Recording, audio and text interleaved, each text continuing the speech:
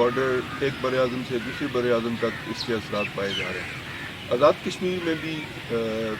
موسمی حالات کی تبدیلی سے فصلات کے اوپر، پھلوں کے اوپر، سبزیوں کے اوپر اس کے اثرات مرتب ہوئے ہیں۔ ہم اس کو اس نظر سے دیکھتے ہیں کہ سب سے پہلی بات کلائمیٹ چینج کے حوالے سے تو یہ ہے کہ ماحول کا درجہ حرارت اس میں اضافہ ہوا ہے۔ اس درجہ حرارت کے اضافے سے ہمارے موسموں کے اوپر مختلف طرح سے اثرات مرتب ہوئے ہیں۔ ایک تو فصلوں کی بجائی کا وقت وہ تبدیل ہوا ہے، فصلوں کے پکنے کا وقت وہ تبدیل ہوا ہے، اور اسی طرح فصلوں کی پیداوار متاثر ہوئی ہے، فصلوں کا معیار، اس کا ذائقہ وہ متاثر ہوا ہے۔ اور سب سے اہم چیز اس کی بنیادی وجہ یہ تھی کہ موسمی تبدیلیوں کی وجہ سے بارشوں کا نظام بری طرح متاثر ہوا ہے۔ کہیں پہ بارش تھوڑی ہوتی ہے، کہیں ضرورت سے زیادہ ہوتی ہے، اور اسی طرح بارشوں کے ہونے کے اوقات میں بھی بڑی نمایاں طور پہ تبدیلی سامنے آئی ہے۔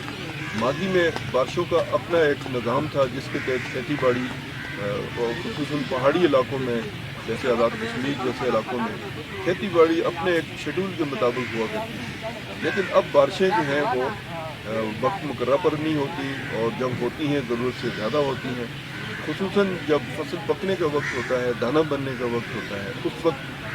بارشیں بہت کم ہوتی ہیں، جس کی وجہ سے پیداوار پہ بڑا برا اثر پڑتا ہے۔ اسی طرح جو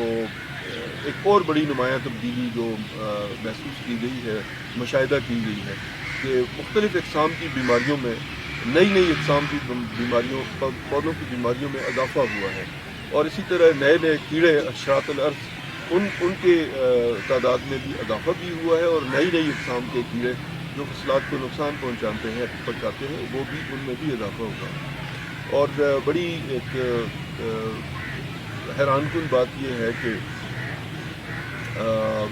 ہمارا جو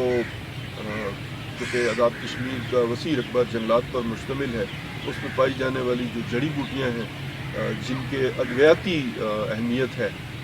ان کی پیداوار اور ان کی جو تاثیر ہے اس میں بھی بڑا نمایاں فرق محسوس کیا گیا ہے۔ تو اس کے علاوہ موسمی تغیرات کی وجہ سے جو زمین کی زرخیزی ہے وہ بڑی بری طرح متاثر ہوئی ہے۔ قدرتی طور پر پہاڑوں کے اوپر پائی جانے والی جو زمین ہوتی ہے وہ کم درجہ حرارت پر اس کی زرخیزی ایک مخصوص طریقے سے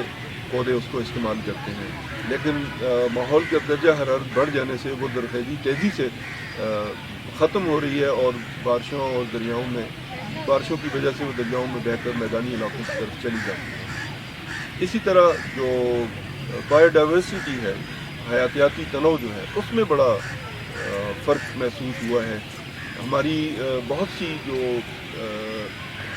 پودوں کی اقسام ہیں وہ آہستہ آہستہ زمین سے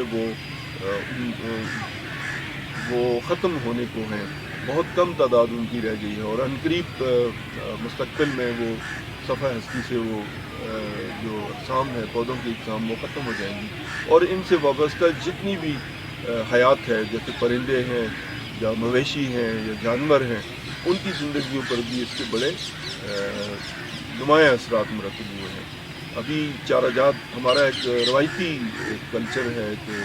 جو اصل کے مہینے میں گھاس کی کٹائی کا موسم آتا ہے، تو عام طور پہ اب جو کاشتکار ہے اس کو اس بات کا احساس ہے کہ گھاس کی وہ پیداوار نہیں ہوتی، اور اسی طرح گھاس کی وہ معیار یا اس میں وہ غذائی اس کی جو صورتحال ہے وہ کافی متاثر ہوئی ہے، جس کی وجہ سے جانوروں میں گوشت